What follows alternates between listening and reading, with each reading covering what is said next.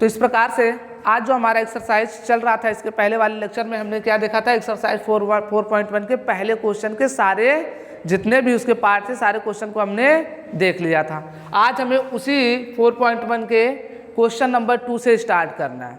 तो सबसे पहले बात करते हैं हिंदी वाले, देखिएगा जो क्या कह रहा है, एक आयताकार भूखंड का क्षेत्रफल। कह रहा है एक आयताकार भूखंड है, क्या है, एक आयताकार भूखंड है, खेत है, जो भी है क्षेत्र है, उसका क्षेत्रफल कितना दिया हुआ है, 528 वर्ग मीटर। अब ये कह रहा है कि क्षेत्र की लंबाई किसमें है, मीटर में, सब किसमें होगा, मीटर में। तो कह रहा है क्षेत्र की लंबाई चौड़ाई के दुगने से एक अधिक है। तो जो भी आपकी चौड़ाई होगी, आप इसमें क्या कह रहा है, क्षेत्र की लंबाई के बारे में बोला ना, आपको क्षेत्र की लंबाई पता नहीं है, लेकिन कह रहा है जो भी क्षेत्र की लंबाई होगी उस चौड़ाई का दुगना करेंगे और उसमें मगर एक जोड़ देंगे तो क्या आ जाएगा, क्षेत्र की लंबाई आ जाएगा। क्लियर है बात यहाँ तक।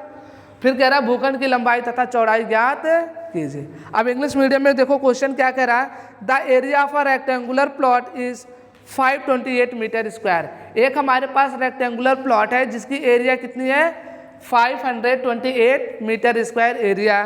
कह रहा है the length of the plot, जो प्लॉट की लंबाई है, क्या कह रहा है, the length of the plot in metre, जो भी प्लॉट की लंबाई है, इज वन मोर देन का मतलब एक अधिक है, then twice its breath. Then twice का मतलब दुगना, इट्स मतलब होता है अपने का, और ब्रेथ मतलब चौड़ाई, अपने के चौड़ाई के दोगुने से कितना अधिक है, एक अधिक है। तो कह रहा है we need to find the length and breadth of the plot. तो हमें आवश्यकता है, वी नीड टू फाइंड, हमें ज्ञात करने की आवश्यकता है, the length and breadth of the plot, उस प्लॉट के लेंथ और ब्रेथ की। समझ में आ रही बातें, कोई समस्या है? तो चलिए स्टार्ट करते हैं। सबसे पहले देखते हैं क्वेश्चन को कैसे डील करना है, कैसे लगाना है। तो क्या ये बताओ, सबसे बड़ी बात ये है कि हम इसमें लंबाई को माने या चौड़ाई को। सबसे पहली बात सुनो, ये कौन सा चैप्टर है, क्वाड्रेटिक इक्वेशन। क्या है, क्वाड्रेटिक इक्वेशन है, द्विघात समीकरण है। कोई भी द्विघात समीकरण अगर होता है तो किस रूप में होता है, ax square plus b x plus. जरा इसमें तो वेरिएबल कितना है, एक ही वेरिएबल है ना, और वो वेरिएबल क्या है, x। इसमें चर कितने हैं, एक चर है, और वो चर क्या है, x।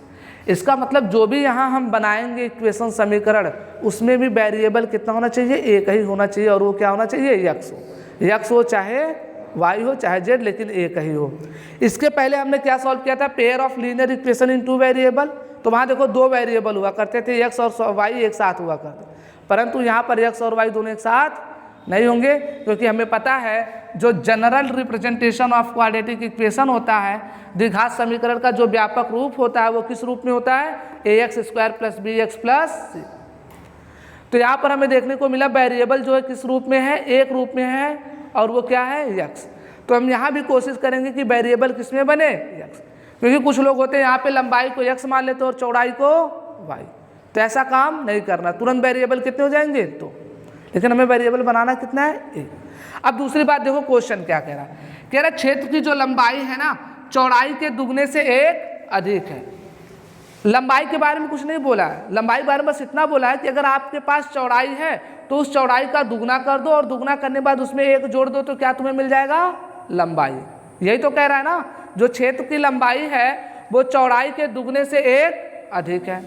तो अगर आपके पास चौड़ाई आप मान लो, क्या मान लो, चौड़ाई मान लो, तो चौड़ाई का कितना कर दोगे, 2 गुना, और उसमें एक जोड़ दोगे तो क्या मिल जाएगा तुम्हें, क्षेत्र की लंबाई। तो चलो यहाँ पे लिखते हैं, माना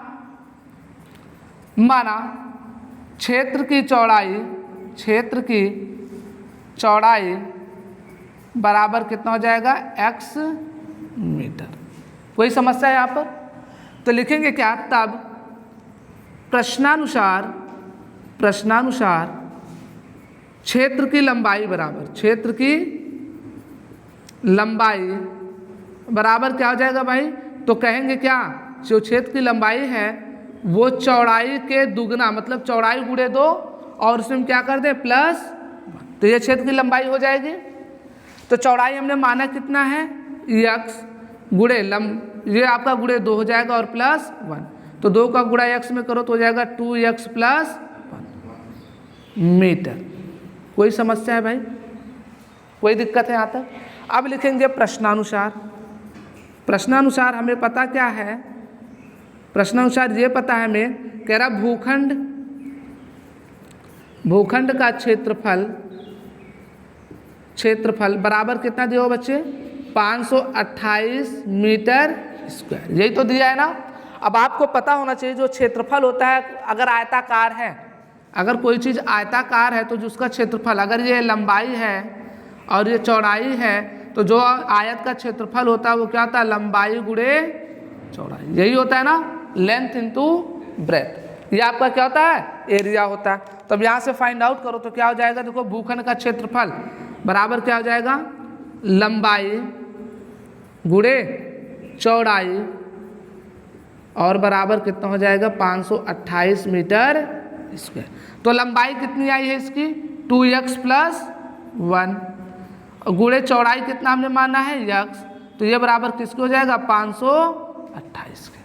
कोई समस्या यहाँ तक। अब इसको इधर सॉल्व करते हैं, जरा देखना, इधर सॉल्व करो, इसे क्या हो जाएगा, तो 2x, देखो अब इस x का गुणा एक बार इसमें करेंगे तो क्या हो जाएगा, 2x² प्लस x का गुणा एक में करेंगे तो क्या हो जाएगा, +x, और इस -528 को इधर ले आओ तो क्या हो जाएगा, -528 = भी 0। कोई समस्या है। अब आपको इस द्विघात समीकरण को सॉल्व करना है। क्या करना है, द्विघात समीकरण को सॉल्व करना है। आपने क्लास 9th में सीखा भी होगा थोड़ा बहुत, तो यहाँ पे देखते हैं। तो सबसे पहले क्या करते हैं, इन दोनों को आपस में क्या करते हैं, गुणा कर लेते हैं। तो 528 गुणे 2 करेंगे तो कितना हो जाएगा, अगर ये 500 होता तो 500 गुणे 2 करते तो 1000 हो जाता, और 28 दूना 56, तो क्या हो जाएगा, 1056। हाँ, तो 28 दूना कितना होता है, 56 होता है ना, तो 1056 हो जाएगा ना गुणा करने पे। अब इसको 2 बराबर भागों में ऐसा तोड़ना है कि जोड़ने या घटाने पर क्या है, +1 आए। यहाँ पे देखो x का गुणा कितना, 1 है ना, तो जोड़ने या घटाने पर कितना आना चाहिए, +1। तो इसको करने के लिए हम लोग क्या करते हैं, 1056 का सबसे पहले फैक्टराइजेशन कर लेते हैं। तो 2 से काटो, 2 × 10, 2 दूना 4, और हो जाएगा 2 × 8 = 16। फिर 2 से काटो, 2 दूना 4, और 1 बचा तो 2 × 6 = 12, और 2 × 4 = 8। फिर 2 से काटो तो 2 × 1 = 2, 2 × 3 = 6, 2 दूना 4। फिर 2 से काटो तो 2 × 6 = 12, 1 बचा तो 12, 2 × 6 = 12। फिर 2 से काटो आप लोग तो हो जाएगा कितना, 2 × 3 = 6, 2 × 3 = 6। फिर 3 से काटो तो कितना हो जाएगा, 3 × 1 = 3, 3 × 1 = 3, और फिर 1 से काटो 11 से तो क्या हो जाएगा, 11 × 1 = तो बच्चे आपका जो आया, क्या आया, जो आपका आया वो आया है 2 × 2 × 2, कितनी बार है 2, देखो 3 और 2 5 बार, 2 × 2, और गुणे कितना है यहाँ पे, 3 और गुणे 11। अब आपको इसी का साथ लेकर के आपको बनाना है। तो सबसे पहले देखो, 2 दूना 4 दूनी 8, 8 दूनी 16, 16 दूनी 32, और 11 तिया।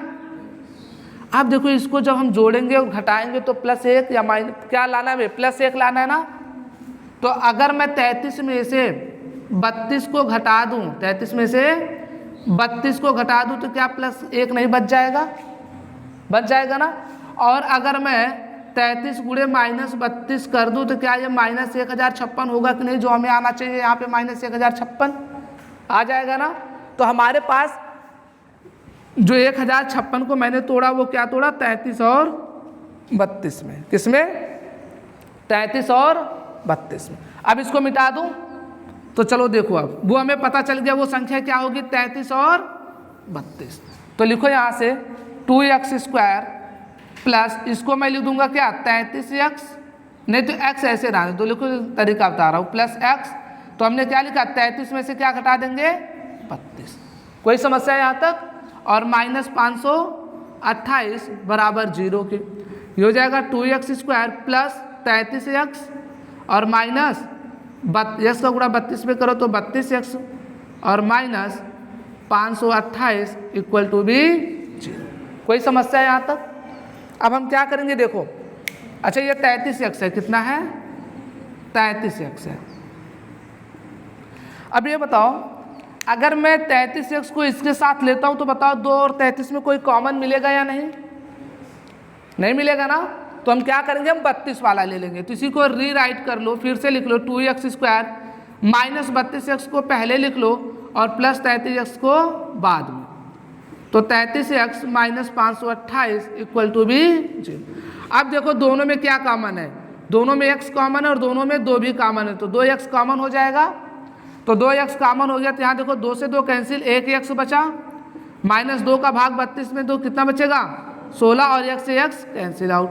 अब यहाँ पर देखो प्लस कितना कितना कॉमन हो जाएगा, यहाँ पे 33 कॉमन हो जाएगा, कितना 33, तो 33 कैंसिल आउट, बचेगा क्या x, प्लस माइनस का भाग माइनस, 33 का भाग जब 528 में दोगे तो कितना बार जाएगा, मैं यहाँ देकर दिखा दे रहा हूँ, 528 भागे 33, 33 एक कम 33, 12 में से 3 गए 9, यहाँ बचा 4, 4 में से 3 गए 1, उतार लो यहाँ पे 8, 6 बार ले जाओ तो 6 3 18 का 8 हासिल 1, 6 3 18 और 1 19, कितनी बार गया 16 बार, और इक्वल टू भी 0।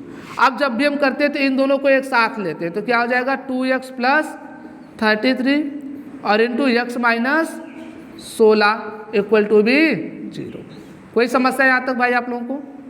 अब यहाँ से देखो क्या हो जाएगा 2x प्लस 33 इक्वल टू भी 0, तो यहाँ से क्या हो जाएगा, देखो जरा यहाँ से हो जाएगा 2x बराबर कितना माइनस 33 के हो जाएगा, होगा या नहीं होगा, तो यहाँ से x बराबर निकालोगे तो माइनस 33/2, और आपको पता है दूरी कभी माइनस, लंबाई माइनस में होती है क्या, लंबाई माइनस में नहीं होती है ना, तो हमारा ये आंसर सही नहीं होगा। तो फिर क्या होगा, एक हमारे पास दूसरा भी है, वो दूसरा क्या है x माइनस 16 बराबर 0, तो x बराबर कितना हो जाएगा 16, और x हमने माना क्या था चौड़ाई, तो चौड़ाई कितनी आएगी बच्चे आपका 16 मीटर, और आपकी लंबाई कितनी है 2x प्लस 1, तो यहाँ लंबाई देखो कितनी हो जाएगी 2 गुणे x, यहाँ क्या रखो 16 और प्लस 1, तो 16 दूनी 32, 32 से 33 मीटर। बात समझ में आई, कोई दिक्कत है यहाँ तक? तो आपकी जो चौड़ाई आई वो कितनी आई 16 मीटर, और जो आपकी लंबाई आई वो कितनी आई 33 मीटर। आप अगर इसे प्रूव करना चाहते हो तो प्रूव भी कर सकते हो, कह रहा है एरिया कितना है इसका 528 वर्ग मीटर, तो आपको चौड़ाई पता है लंबाई पता है, तो दोनों को गुणा कर लो, यहाँ पे 16 गुणे 33, इसका गुणा करो तो 528 आना चाहिए, तो देखो 16 3 48 के 8 हासिल 5, और 16 3 48 और 5 53, 16 3 48 के 8 हासिल 4 होगा ना, और 16 3 48, 48 और 4 52, आ गया ना, बात समझ में आई? कोई दिक्कत है यहाँ तक समझने में? नोट कर लो फिर।